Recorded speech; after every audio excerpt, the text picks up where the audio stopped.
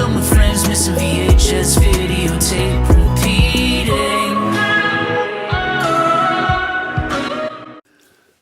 What's up, fam and crew, creeps and peeps? This actually feels strange. I actually haven't recorded one of these videos in 4, 5, 6 months. It's been forever. These haul videos I have scheduled. I've done so many of them that I haven't scheduled all the way into 2024.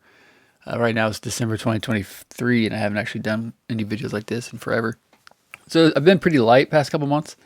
I was going to do a quick haul of a couple things I picked up here recently, and then fill you in on a couple things I've been doing lately, just to get it out of the way. But went to Half Price Books the other day with my kid. She got a couple books, and then I went to the VHS section. They had some good stuff. A lot of it would have been like just nicer, cleaner doubles of things I already had, or unopened versions of things I already had. So I just kind of went with things that were sort of new. So we got this Special Collector's Series 16 Days of Glory 1984 Summer Olympics from Paramount, the 75th Anniversary Collection. Oh, this is a nice pickup. I think it was about $2. So we have a few of these in the collection already, with the gold foiling and all that. So anytime I see one of those, I pick it up. I thought that was an interesting piece. The only other thing I got there was the old black clamshell from Warner Brothers adult drama green tag of Deliverance. I think this was also $2. So it's in pretty good shape. So those are my pickups. I haven't done too much VHS collecting. Like I said, I really haven't done too much collecting of anything because we went on quite a few trips, my daughter and I, which I'll tell you about here in a minute. So we're spending our money on doing that instead.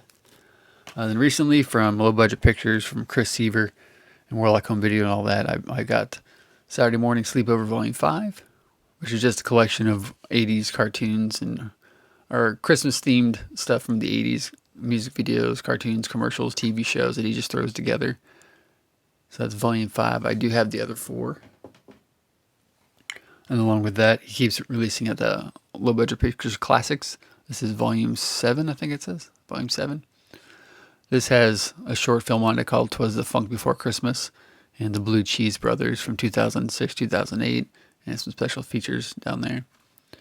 So continuing my low budget pictures collecting. And then I did an order from makeflix.com, and they always do a thing where whenever you order from them, you get depending on when all that, you get like a free item. So this is my free item I got. It was Witchcraft 11 Sisters in Blood on DVD. And the main item I wanted was this Camp Blood 10 animated. Now the Camp Blood series from Sterling Entertainment, they're so weird in the way they work out, because they have like Camp Blood movies that are like kind of greatest hits, like where it's like a collection of kills. And they have ones that's like Camp Blood 666, and then like there are 2 or 3 other movies, and the Camp Blood 66 Part 2 just came out not that long ago. So like the chronology is all messed up. So there's really no, at least I've never really noticed a thorough chronology through it all, but they're a lot of fun. So this is in one of the new kind of keepsake collector cases that they have coming out. So it's a smaller cardboard box, printing on all sides. Again, Camp Blood animated. Signed by David Sterling on the back.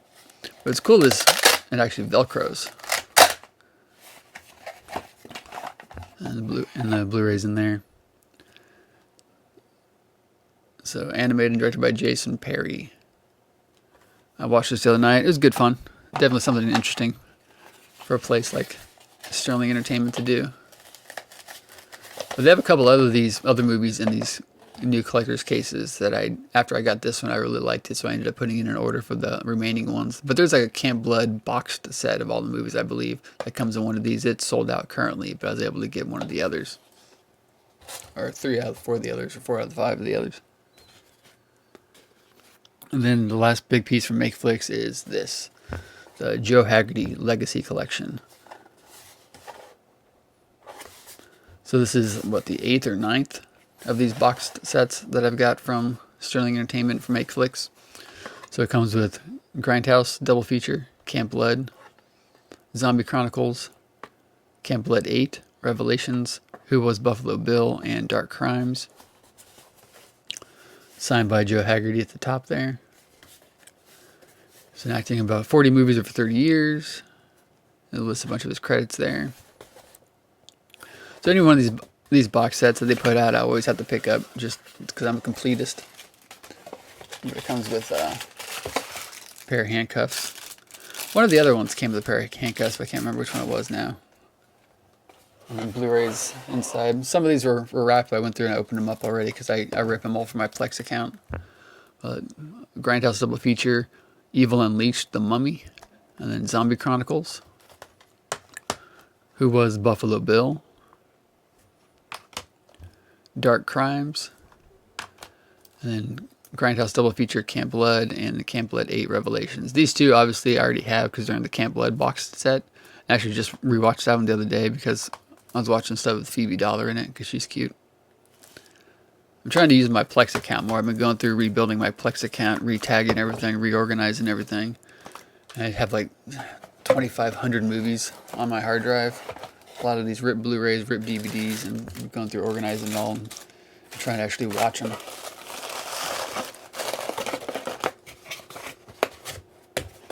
Yeah, so this is a pretty cool set. I said anytime Make Flicks, Sterling Entertainment, all these that whole crew of people put out these box sets, I always have to pick them up. Pretty cool. But so we went to four different trips, my daughter and I. So like I said, it's mid-December right now. Christmas is on Monday. And back in September, my daughter and I went on a day trip. We flew out Saturday morning to Los Angeles, rented a car and drove into Pasadena, and we went to the 45th anniversary convention for Halloween, 45 Years of Terror. Is at the Pasadena Convention Center. Now, they've done this convention, I think, every 5 years since 2003. I don't know if they did one before 2003. I don't think they did. I think the 25 Years of Terror, Halloween Returns to Haddonfield Convention in 2003 was the first one they ever did, I think. But I went to that one in 2003. I didn't go in 2008 because that was the year my kid was born. I didn't have any money. And in 2013, I went again as a volunteer and spent 2 days out there working and helping out to put on the thing. Did not go again in 2018, but went again, obviously, this year. Like, it kind of crept up on me. I didn't even think about it happening, and then I just kind of know something online about it, and I had like 3 weeks to plan it, so I just quickly booked tickets, bought things. My daughter and I just flew out there for the day, did a whole bunch of stuff, and then flew back Sunday. So we were out there for less than like 36 hours, something like that. It was a really quick trip, but we actually ended up hitting a lot of places. So I'll throw in a couple of pictures, but the main takeaways from it were I always have to meet Danielle Harris, so I've met her 3 times now. So actually, I might throw up the actual picture too here and edit it in, but so my daughter and I started doing this. So this picture, all my pictures, this is from 2003. This is the first time I met Danielle Harris at the 25-year convention. And this is 2013 at the 35-year convention. So it's a 10-year difference between this picture. And it's a 10-year difference between this picture and meeting her currently. And I'll throw that picture up, right around here somewhere. Well, these pictures were taken on actual film. So those are actual hard, printed off real photos. These are all digital pictures that I still have somewhere on my computer, but the pictures from here I don't have on my computer at all. So from that whole event, one day I'll do a video where I talk about all 3 of the conventions and put together pictures from all of them and tell the difference about the experience. But what we did was, obviously, when we went this last time, I printed off this picture, took it, and then had Danielle sign it. So I think when I met her this time, I had her sign like just a regular headshot. This time I didn't have her sign anything. I just got a picture with her. So again, this is 03, 2013, and then the picture of her and I from 2023 will be put up around here somewhere too. But then the other cool thing is this right here. So I was thinking put up the actual pictures, but I got to meet Malcolm McDowell, who I've always been a big fan of course. And so that's me meeting him, and then my daughter meeting him. And what's interesting too is you'll notice the shirt my kid's wearing is my Halloween volunteer shirt from the 35 Years of Terror convention. So she's wearing my Halloween shirt that I wore 10 years ago, previously for the same convention. So that was fun, doing all that. There'll be a couple other pictures I'll throw around here too of the places we stopped off. So that was like September 30th, 29th to 30th, or 30th to October 1st. And then on my birthday in October, we drove down to Oklahoma from Kansas City, which is about a 5-hour drive. But for my daughter's birthday back in April, I bought her tickets to the show in October. And it was the Wet Hot All-American Summer Tour that had the Get Up Kids, a local Lawrence band, and they're pretty big too. Motion City Soundtrack, Newfound Glory, and All-American Rejects. So we went down there for that show. The band called The Starting Line, who my daughter really likes, they were on that tour too, stopping at some of the stops, but they weren't at this one, unfortunately. But this one was that we went to in October on my birthday. It was the last show of the tour, and All-American Rejects are from Oklahoma, so it was a pretty big, massive show that they had at the Zoo Amphitheater. It was really cool, really fun. So we drove down there.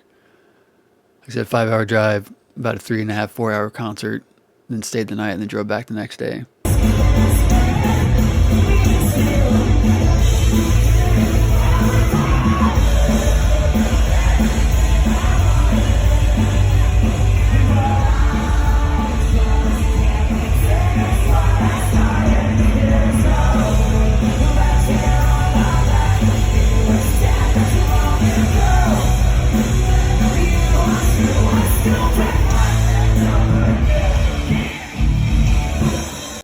And then in 2 weeks after that, we drove to St. Louis for a show.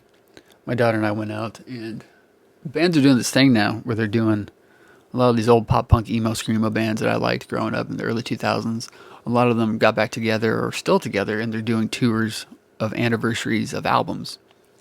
So Armor for Sleep, one of my favorite bands, who my daughter and I saw last year in St. Louis as well, with Andrew McMahon and Dashboard Confessional, they came through on a tour, and they did this album. This is 2003's Armor for Sleep, their first album called Dream to Make Believe.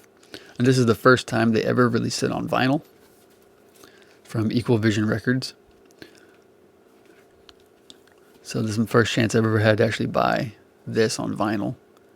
But of course, I've had the album on CD since '03 when it came out, because my girlfriend and I at the time were fans of this band, so we used to listen to it a lot. But they played this album in its entirety from beginning to end, and that was really awesome. And they played a couple other tracks from some of their other albums too, so that was sweet.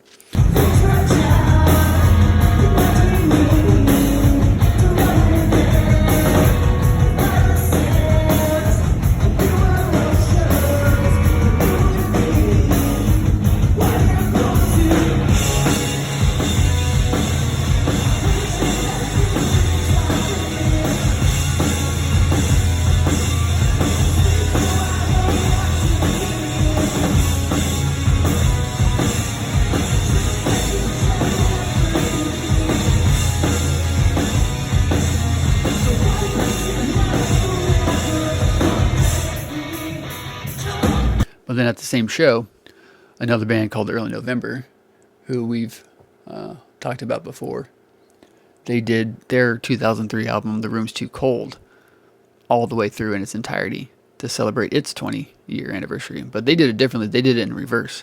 So they played the entire album, but they started with the last track and went from the last track forward, and that was really cool. So we saw those two bands together at a venue called the Red Flag in St. Louis, which was really sweet.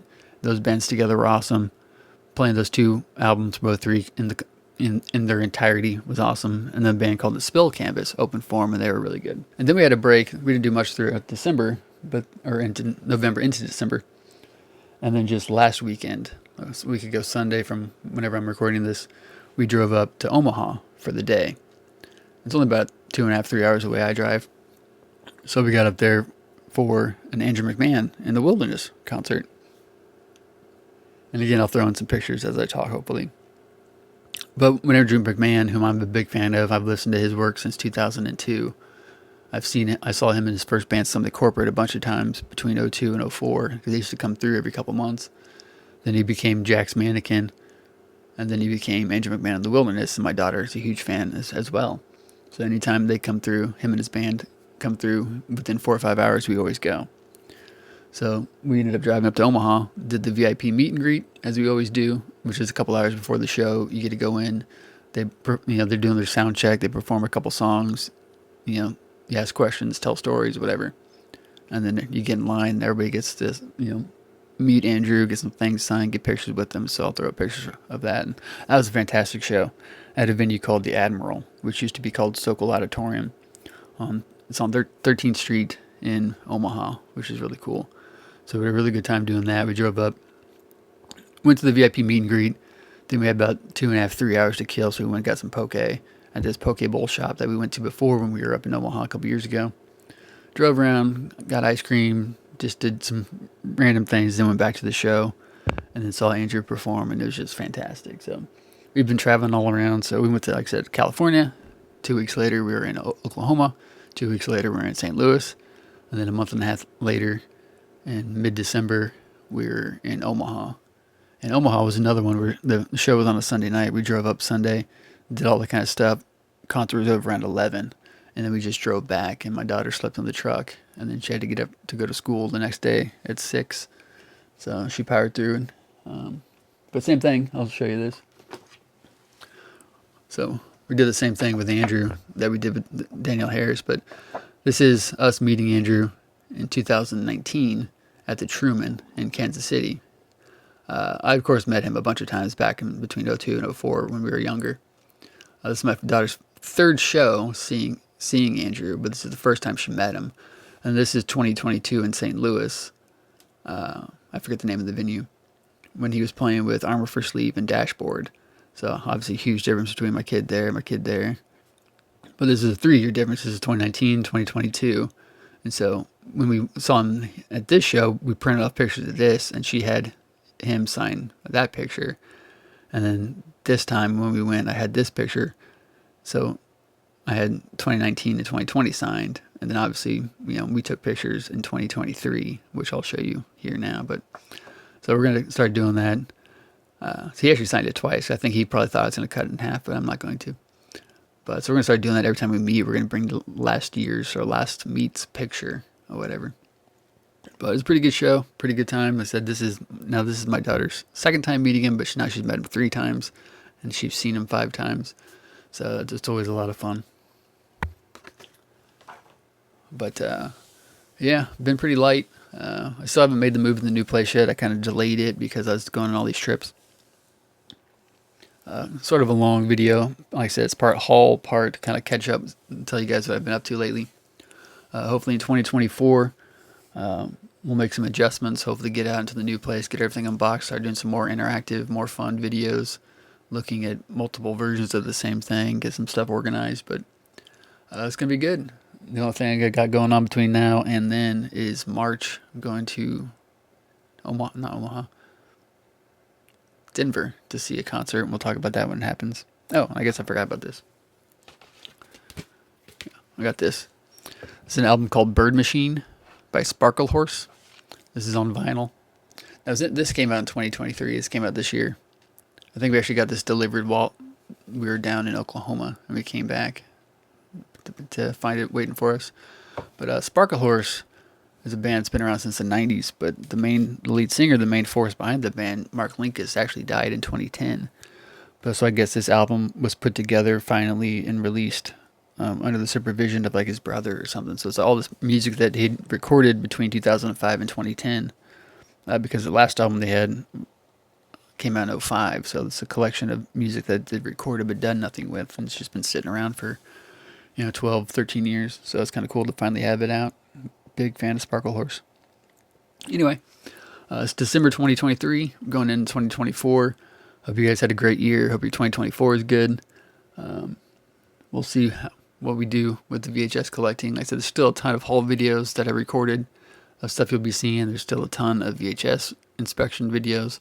So thanks for listening, watching. If you made it this far into the video, I appreciate it. I had a really good year. Hope you guys had a great year, and we'll see you in 2024. Peace.